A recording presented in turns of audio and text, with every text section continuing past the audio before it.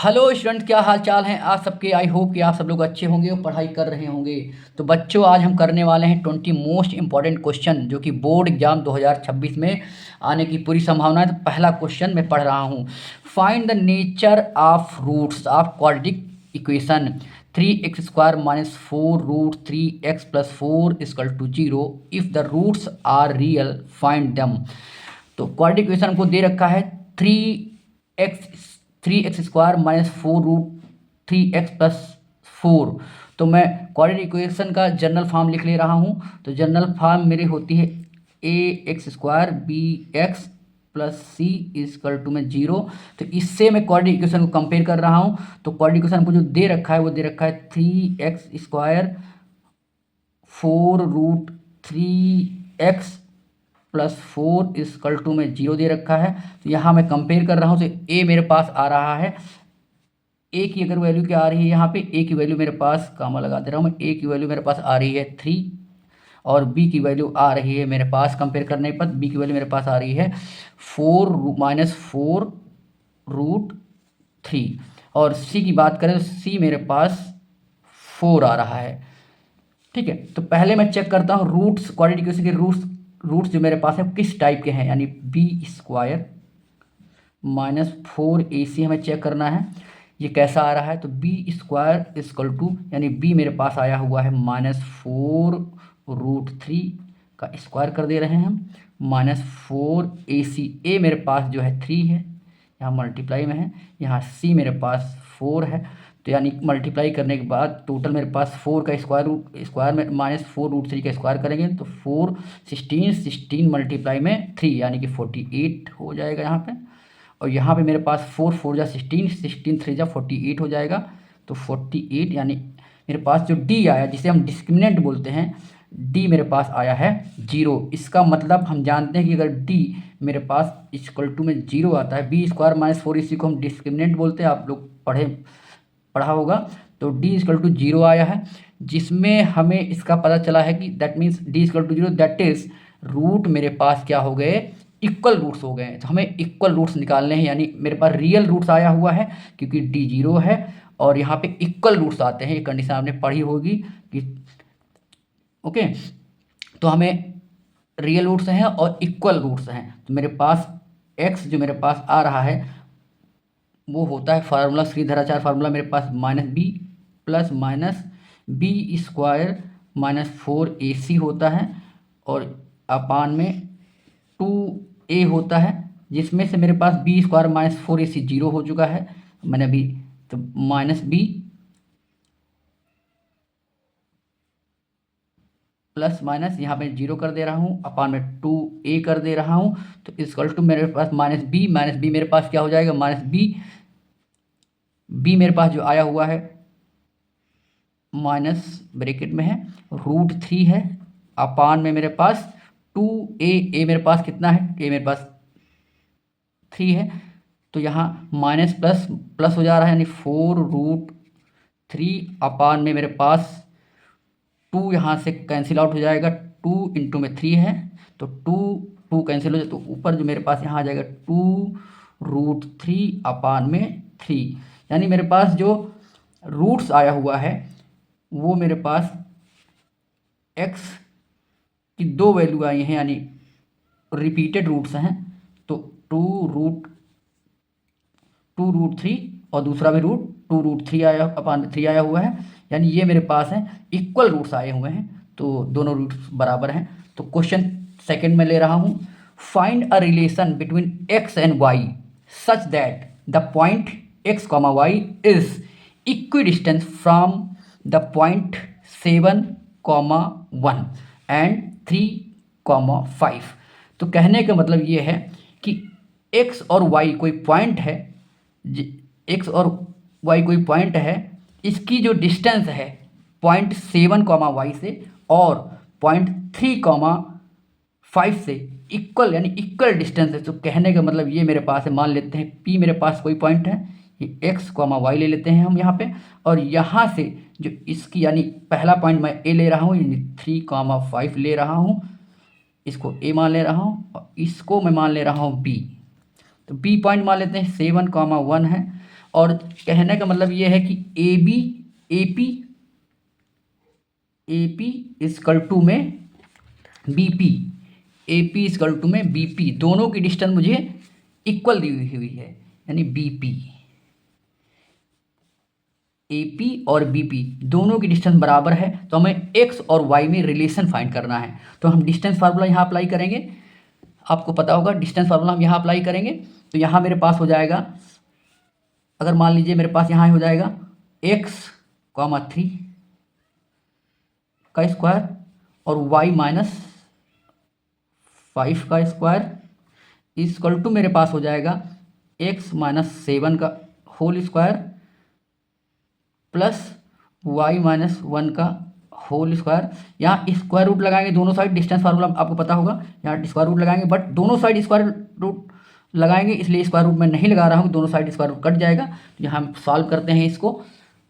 तो सॉल्व करने के बाद यहाँ पे एक्स स्क्वायर हो जाएगा, ए माइनस बी का होल स्क्वायर फार्मूला लगा देंगे हम यहाँ पे। तो ए स्क्वायर माइनस 2ab, तो 2ab यानी 6x हो जाएगा, प्लस में 9, 3 का 9 हो जाए, 3 स्क्वायर 9 स्क्वायर हो जाएगा, प्लस इसमें भी वही फार्मूला लगा रहा हूँ, ए माइनस बी का होल स्क्वायर, तो ए स्क्वायर यानी वाई का स्क्वायर माइनस 2ab यानी 10y हो जाएगा, प्लस में 25 हो जाएगा, इक्वल टू मेरे पास यहाँ पे x square, again x square plus में 49, फिर यहाँ 14x 2ab 14x हो जाएगा, 3x हो जाएगा, प्लस में अगेन वाई माइनस 1 का whole square that is y square plus 1 का स्क्वायर हो जाएगा, 1 ही रहेगा, माइनस में 2ab यानी 2y हो जाएगा।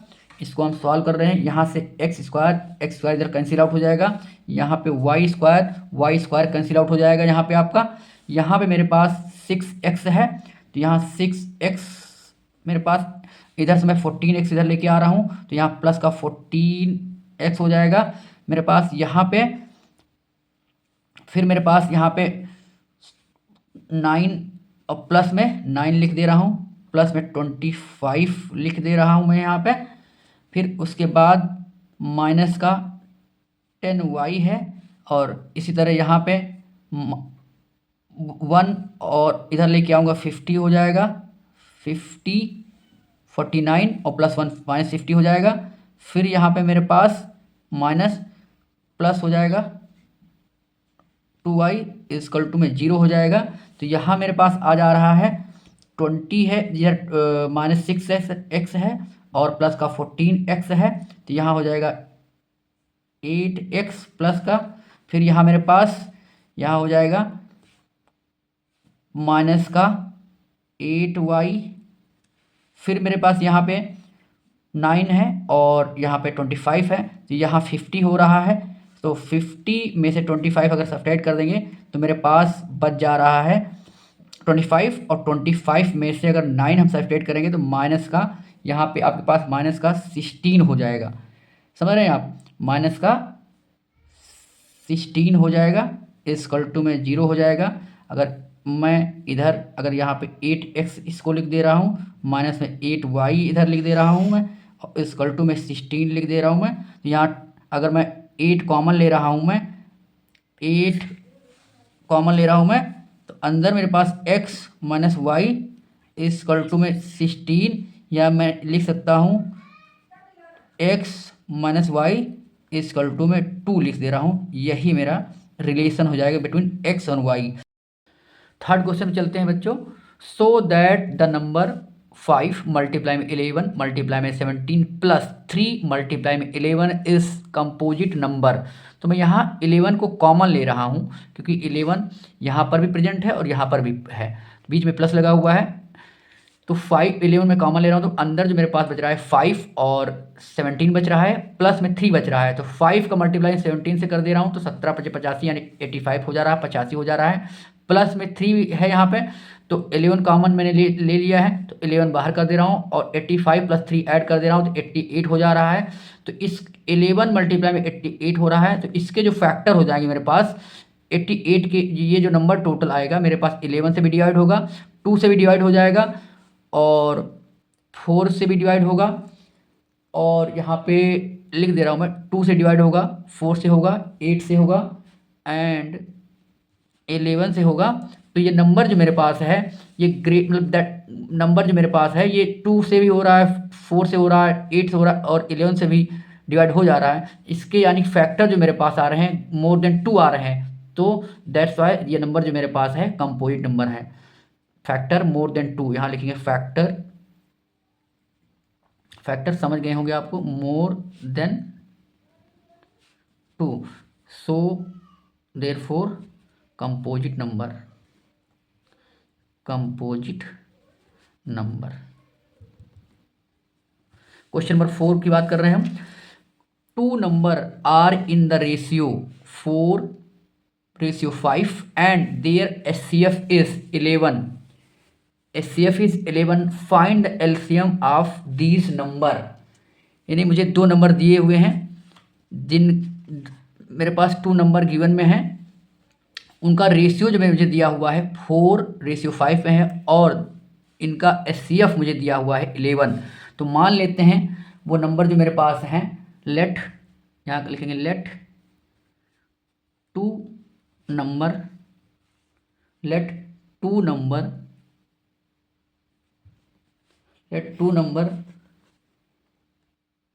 बी 4x की रेशियो हमको दिया हुआ है 4x एंड 5x। एचसीएफ हमको दिया हुआ है एचसीएफ, तो 2 नंबर मैंने जो एज्यूम किए हैं वो मेरे पास है 4x, 5x, इनका मुझे दिया हुआ है एचसीएफ हमको दे रखा है 11 हमको एचसीएफ दिया हुआ है। तो 11 मुझे एचसीएफ दिया है, इस वजह से नंबर दे 4 नंबर मेरे पास हो जाएगा नंबर आर कि एचसीएफ जो होता है वो कॉमन नंबर होता है किसी भी नंबर में, तो वो हो जाएगा 4 मल्टीप्लाई में 11, दूसरा नंबर हो जाएगा 5 मल्टीप्लाई में 11, यानी जो नंबर मेरे पास आएगा वो आ जाएंगे मेरे पास नंबर 44 और दूसरा नंबर जो मेरे पास आ जाएगा एंड 44 एंड 55। ओके 55 हो जाएगा मेरे पास। दोनों नंबर का प्रोडक्ट मैं कर दे रहा हूं, अगर सिंस लिख देते हैं यहाँ पे, सिंस प्रोडक्ट मेरे पास हो जाएगा, प्रोडक्ट 2 नंबर के हो जाएगा मेरे पास, since product of 2 number equal to में होता है, मुझे पता है एचसीएफ एंड एलसीएम होता है, एचसीएफ और एलसीएम होता है। तो पहला प्रोडक्ट ऑफ 2 नंबर मान लेते हैं 44 दिया हुआ है, पहला नंबर फाइंड कर चुका हूँ, दूसरा नंबर 55 है और इक्वल में मेरे पास एचसीएफ हमको 11 दे रखा है, हमें एलसीएम फाइंड करना है। तो एलसीएम मेरे पास इक्वल टू में करूँगा मैं, तो 44 मल्टीप्लाई में 55 अपान में 11, तो यहाँ मेरे पास जो नंबर आ जाएगा 11 4 आ जाएगा, यहाँ पे डिवाइड करेंगे हम तो, और यहाँ पे यानी 55 का मल्टीप्लाई 4 टाइम्स, यानी मेरे पास यहाँ पे हो जाएगा 220, ये मेरा आंसर है। यानी मेरे पास जो इसका एलसीएम आया है वो 220 आया हुआ है, यानी 220। हम 5th क्वेश्चन देख रहे हैं। Find the zeros of the quadric polynomial x² - 15 and verify the relationship between the zeros and the coefficient of the polynomial. यानी पॉलिनोमियल हमको दे रखा है px इक्वल टू मान लेते हैं x² और 15 दे रखा है। पहले हमें इसके जीरोज निकालने हैं, तो जीरोज निकालने के लिए px इक्वल टू में 0 करना पड़ेगा, यानी मेरे पास x² 15 इक्वल टू में 0 करूँगा, तो यहाँ पे x² इक्वल टू मैं लिख सकता हूँ 15 यानी x इक्वल टू मेरे पास आ जाएगा ±√15। तो मेरे पास जीरोस जो आया है मेरे पास माइनस या फिर +15 इक्वल टू है यहाँ पे कॉमा -15। हमें वेरीफाई करना है जीरोज एंड कोफिशिएंट में। मैंने यानी कि एक को मान लेता हूँ मैं अल्फ़ा और बीटा मान लेता हूँ। तो अल्फ़ा मान लेते हैं मेरे पास 15√15 और बीटा मान ले रहा हूँ मैं -15। सम ऑफ जीरोस यानी alpha plus beta is equal to -b/a होता है। तो अल्फ़ा मेरे पास 15 है √15 प्लस -√15 इजकल टू में -b/a। -b/a यानी कि मेरे पास कॉफिशिएंट -b/a यानी जनरल इक्वेशन से अगर मैं कंपेयर कर रहा हूँ यहाँ पे तो मेरे पास ax² plus bx plus c ये पॉलिनॉमियल है, पॉलिनॉमियल है तो यहाँ इक्वल नहीं लगेगा। तो यहाँ पे अगर हम बात करेंगे तो -b यहाँ पे जो कि 0 है तो 0 यहाँ पे कर रहा हूँ तो 0 माइनस में अपान में a मेरे पास यहाँ पे 1 हो जाएगा यानी +15 प्लस का 15 प्लस -15 यानी 0 इक्वल टू में 0। तो ये सम ऑफ जीरोज वेरीफाई हो गया है। अगर इसको ऐसे भी लिखना चाहें तो इक्वल में मैं यहाँ पे लिख सकता हूँ माइनस कॉफिशिएंट, यहाँ ब्रैकेट ले रहा हूँ मैं COE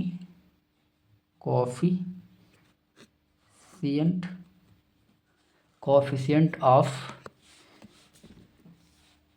माइनस बी मेरे पास कॉफिशिएंट होता है x का कॉफिशिएंट ऑफ x अपान में ए मेरे पास कॉफिशिएंट ऑफ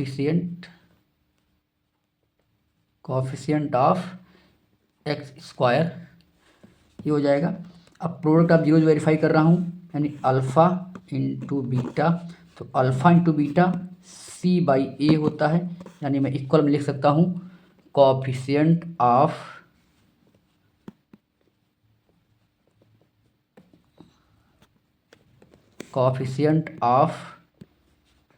मेरे पास c या फिर ये कांस्टेंट कॉफिशिएंट c मेरे पास कांस्टेंट है यहाँ पे कांस्टेंट अपान में c/a मेरे पास है कॉफिशिएंट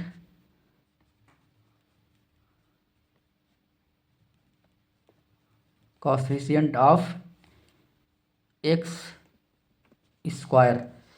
तो अल्फ़ा मेरे पास यहाँ पे मैंने √15 है, बीटा मल्टीप्लाई मेरे पास √-15 है। तो यहाँ मल्टीप्लाई करने के बाद √15 हो जाएगा और माइनस लगा हुआ है ये हो जाएगा। तो यहाँ मेरे पास c/a यानी c मेरे पास यहाँ पे -15 है और a मेरे पास 1 है यानी इक्वल मेरे पास -15 इक्वल टू में -15 यानी ये प्रोडक्ट ऑफ जीरोस वेरीफाई हो गया है। Left side right side equal है। तो ये मेरे पास sum of zeros and product of zeros verify हो गए हैं यानी क्वेश्चन नंबर मेरा 15 कंप्लीट हो गया है।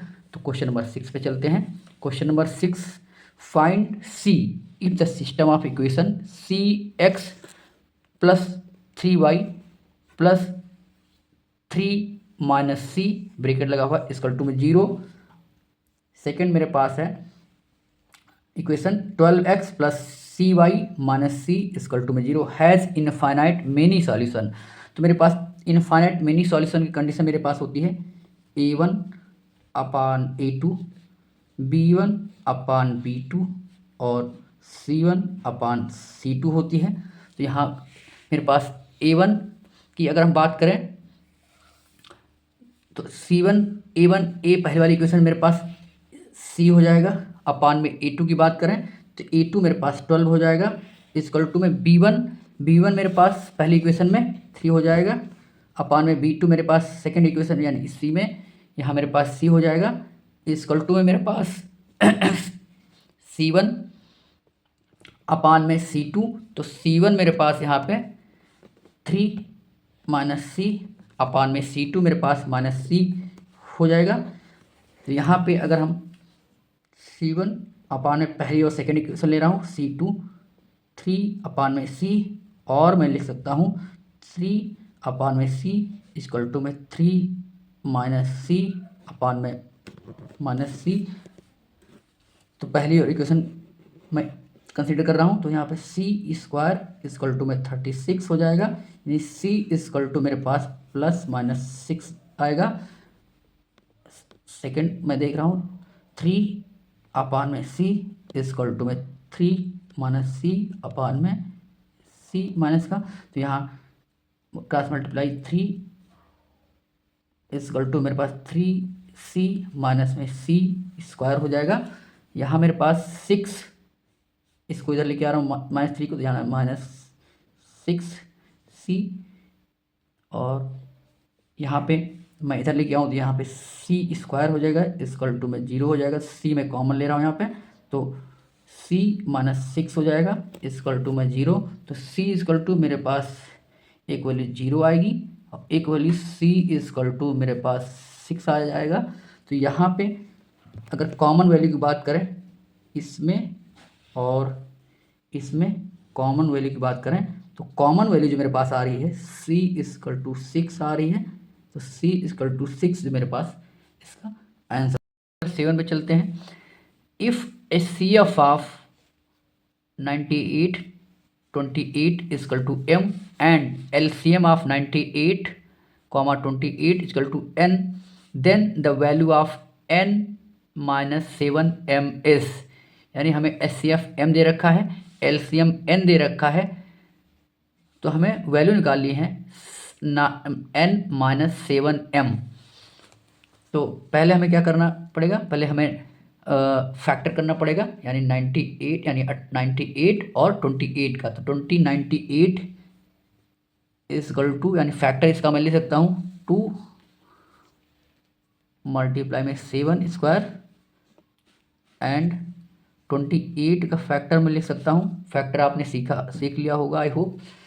तो इसका मैं फैक्टर ले सकता हूँ 2 स्क्वायर इंटू में 7, यानी हमें क्या करना है, LCM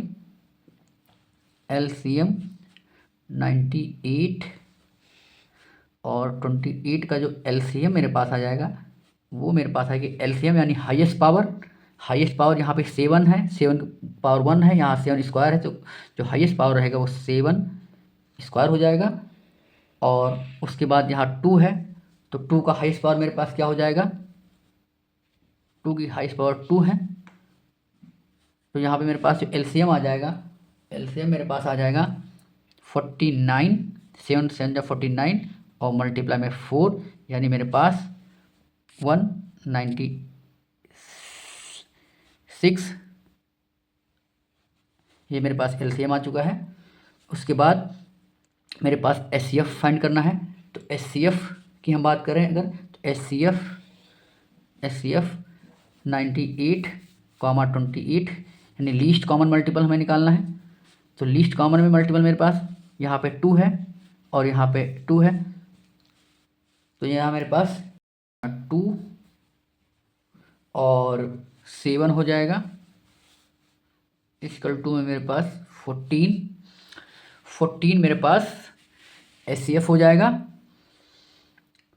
तो जो कि हमें LCM दिया हुआ है, M दिया हुआ है तो उसको M मान लेंगे, और मेरे पास HCF M दिया हुआ है तो HCF को M मानेंगे, और LCM हमको दिया हुआ है N मानेंगे, यहाँ पे N दिया हुआ है, LCM मेरे पास N है और HCF मेरे पास M है। हमें फाइंड क्या करना है, हमें फाइंड करना है N minus 7M equal to में, तो N मेरे पास 96 है, 196 माइनस 7 और मल्टीप्लाई में M यानी 14 इक्वल टू में 196 हो जा रहा है। यहाँ 7 को मल्टीप्लाई 14 से करेंगे तो 98 आ जाएगा, और माइनस करूँगा मैं तो 98, तो अगेन 98 आ जाएगा मेरे पास, यानी मेरे पास जो आंसर आएगा वो आ जाएगा 98। नेक्स्ट क्वेश्चन पे चलते हैं, यानी क्वेश्चन नंबर 8 पे हम चलते हैं।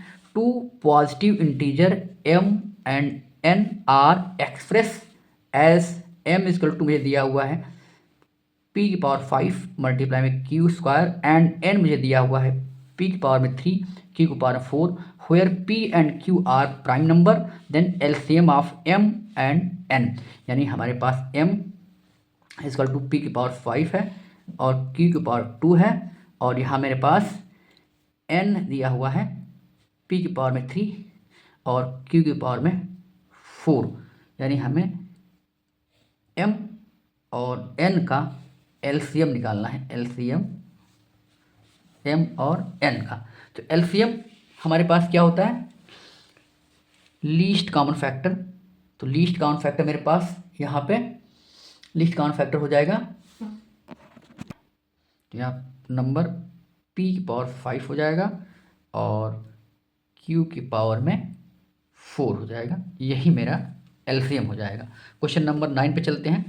If p and q are natural number and p is multiple of q then what is the HCF of p and q।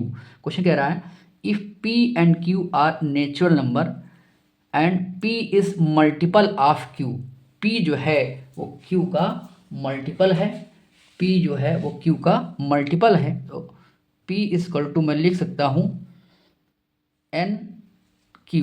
n मेरे पास एक मान लेते हैं एक नेचुरल नंबर है, n एक नेचुरल नंबर है।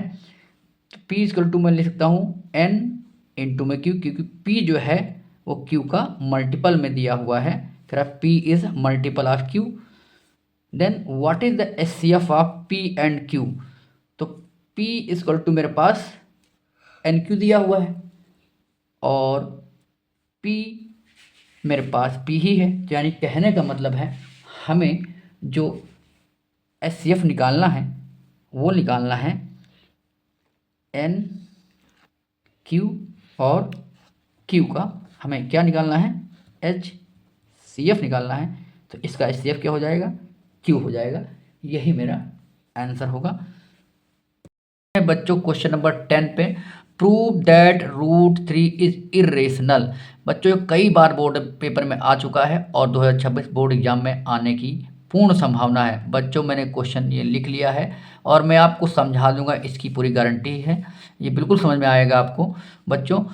तो let us assume to contrary that √3 is rational, यानी मैंने हमें इरेशनल शो करना है और मैंने एज्यूम कर लिया है कि √3 जो है वो रेशनल है। अगर √3 रेशनल है तो √3 यानी a/p/a/b के फॉर्म में लिख सकता हूँ, क्योंकि √3 को मैंने रेशनल माना है। वेयर a एंड b मेरे पास को प्राइम नंबर है और नॉट इक्वल टू 0 है, पॉजिटिव इंटीजर है मेरे पास। तो क्या करूँगा मैं, स्क्वायरिंग करूँगा both side, squaring on both side. तो मेरे पास 3√3 का स्क्वायर करूँगा तो 3 हो जाएगा, यहाँ पे a/b है तो a²/b हो जाएगा। क्रॉस मल्टीप्लाई करने के बाद a² 3b² हो जाएगा। तो 3 डिवाइड्स a², मैंने थ्योरम पढ़ रखा है, आपने भी, आपको पता होगा बच्चों। तो 3 अगर डिवाइड करेगा a² को तो 3 डिवाइड करेगा a को भी डिवाइड करेगा। तो 3 डिवाइड कर रहा है a को, तो 3 इस a मैं 3c लिख रहा हूँ, लिख सकते हैं। वेयर c इस इंटीजर है मेरे पास। अगेन स्क्वायरिंग बोथ साइड, तो अगेन मैं क्या कर दूंगा, स्क्वायर कर दूंगा। तो यहाँ a² 3 यानी 9 यानी 3² c² हो जाएगा, यानी a² 9c² हो जाएगा। यहाँ पे मैं क्या कर दूंगा, यहाँ पे a² के प्लेस पे मैं a² मैंने 3b यहाँ है उसको इस इक्वेशन में रख दूंगा, यानी a के प्लेस पे 3b² रख दूंगा में 9c² ऑलरेडी है यहाँ पे। तो यहाँ पे 3 कैंसिल आउट हो जाएगा, तो यहाँ b² में 3c² हो जाएगा। अब यहाँ पे मुझे 3 डिवाइड्स b² यहाँ से पता चल पा रहा है। तो 3 अगर b² को डिवाइड कर रहा है तो 3 डिवाइड्स b, तो 3 डिवाइड्स b। और इक्वेशन 1 में मेरे पास था कि 3 डिवाइड्स a, इक्वेशन b में मुझे, मतलब इक्वेशन सेकंड में मुझे पता लग रहा है कि 3 डिवाइड्स b। और मैंने एज्यूम किया था कि a और b का कोई 1 के अलावा कोई फैक्टर नहीं है, बट यहाँ पे फैक्टर 3 बन रहा है। इक्वेशन 1 और 2 से यहाँ 3 कॉमन फैक्टर मिल रहा है, तो इसका मतलब ये है कि मेरे पास जो मैंने एजम्पशन यानी मेरे पास जो यहाँ कंट्राडिक्ट, क्योंकि मैंने स्टार्टिंग में जो एज्यूम किया था वहाँ पे ए और बी का कोई फैक्टर नहीं था, बट यहाँ पे कंट्राडिक्ट हो रहा है क्योंकि यहाँ 3 फैक्टर ए और बी का कॉमन फैक्टर मिल रहा है, तो यहाँ कंट्राडिक्शन हो रहा है। ये कंट्राडिक्शन एराइज इसलिए हो रहा है कि मैंने जो एजम्पशन किया था वो मैंने रॉन्ग किया है। मैंने यानी कि मतलब मैंने जो √3 को रेशनल माना था वो रेशनल नहीं है, वो इरेशनल है। So we conclude that √3 is irrational. यही मुझे प्रूफ करना था, जो कि प्रूफ हो चुका है। बच्चों, ये वीडियो काफ़ी लंबी हो रही है, इस वजह से मैं आज केवल 10 क्वेश्चन कर रहा हूँ। इसके नेक्स्ट 10 क्वेश्चन अगली वीडियो में करेंगे। तब तक के लिए आप लोग पढ़ते रहिए, और ये वीडियो आपको पसंद आई हो तो इस वीडियो को शेयर करें, मेरे चैनल को सब्सक्राइब करें और लाइक करें, शेयर करें, कमेंट करें। Thank you.